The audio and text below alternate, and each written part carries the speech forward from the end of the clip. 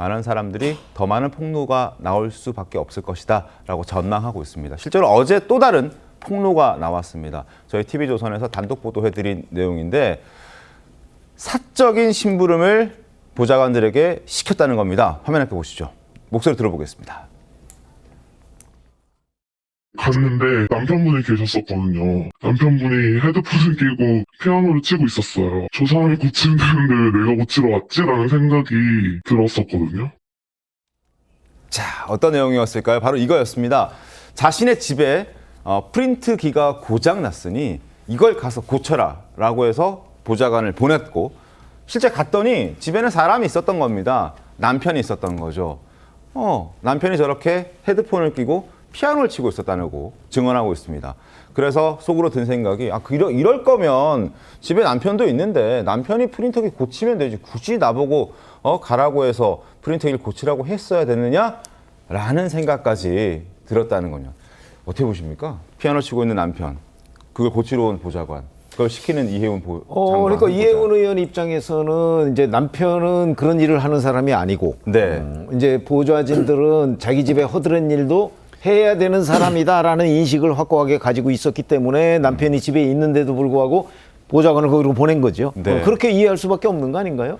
그렇게 따지면 결국 이해운 국회의원실 그 보좌진에 대한 이 역할 이런 부분에 관해서 이해운 의원은 전혀 다른 생각을 가지고 있었던 것 아닌가. 그걸 이제 우리가 중립적으로 보면 그야말로 보좌진에 대한 갑질이다. 네. 이렇게 충분히 얘기할 수 있는 대목이고요. 네. 그렇게 본다면 이제 저런 것들이 저 한 건이 아니고 여러 건이 있고 작년에 이제 강선우 여성가족부 장관 후보자의 갑질 의혹이 그때 집에 있는 변기를 한번 어떻게 알아봐라 이런 얘기를 했다는 것 때문에 굉장히 그 사퇴 여론이 증폭이 됐잖아요. 네. 아마 저런 사적인 심부름을 시킨 것들이 누적이 되면 네. 저걸로 인해서 이해운 후보자의 경우에도 아마 그 자리를 유지하기가 좀 어려운 상황이 되지 않을까. 지금 아직까지 저는 그 단계까지 가지는 않았다고 보지만 네. 앞으로 지금 창고에 얼마나 많은 갑질 의혹들이 있을지 모르잖아요. 네. 그런 것까지 생각을 해본다면 지금 여권에서 지금 아까 여선홍 행정관님도 말씀을 하셨지만 바로 그런 나머지 부분 드러나지 않은 부분 이런 것까지 고려한다면 아마 정무적 판단이 필요한 시점일 수도 있겠다 이렇게 생각이 듭니다. 그러니까 지금 저 사적 심부름을 시켰다는 보도를 접하고 강선우 의원을 생각하는 사람들도 적지는 않았을 겁니다. 화장실 변기 수리시키고 집에 있는 음식물 쓰레기 처리하게 시켰던 강선우 의원 결국 여가부 장관 후보자에서 낙마했었죠. 그때 모습 다시 보겠습니다. 그날 아침에 화장실에 물난리가 나서 이렇게 보니까 비데 노즐에서 물이 뿜어져 나오고 있었습니다. 여의도의 국회의원 회관에 있는 보좌진이 아니라 저희 지역 사무소가 저희 집에서 차로 2분 거리입니다. 그래서 그 지역 사무소에 있는 지역 보좌진에게 제가 어떻게 하면 좋겠냐고 조언을 구하고 부탁을 드렸던 사안입니다.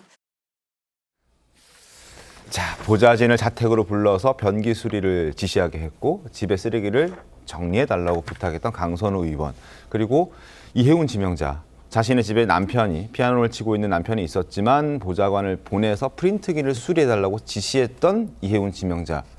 비슷해 보이지 않습니까? 여선홍 행정관님? 더 심하죠. 그러니까 강선우 의원 같은 경우에는 어쨌든 사고가 나가지고 물난리가 났다는 거잖아요. 그래서 급하게 불렀다는 건데 그것도 매우 부적절했고. 네. 그리고 강선우 의원은 현역 의원 신분이었는데도 저렇게 사적 심부름으로 아마 인사청문회 역사상 처음으로 현역 의원이 낙마한 사례입니다. 이 정도 들어. 네. 그렇죠. 예, 저 정도만 했는데도. 네. 근데 지금 이해운 의원의 아까 폭언과 그리고 프린터 고장난 게 급한 사건인가요?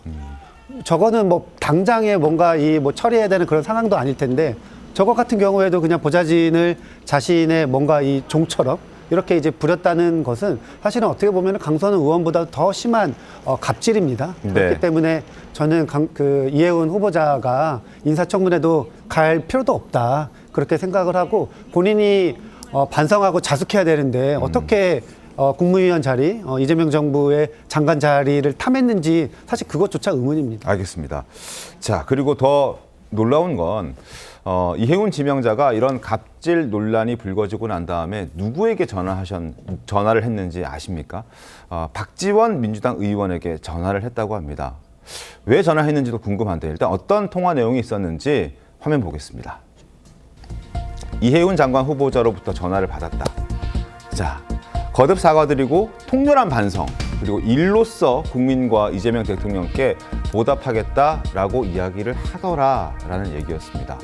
자, 지금 통렬한 반성, 사과 이걸로 끝날 일인가라는 지적도 있고, 그리고 일로서 이 문제를 해결할 수 있느냐? 이건 일과는 좀 다른 차원의 일, 문제, 사건 아닌가라는 지적도 나오고 있습니다. 한 장 더 보시죠.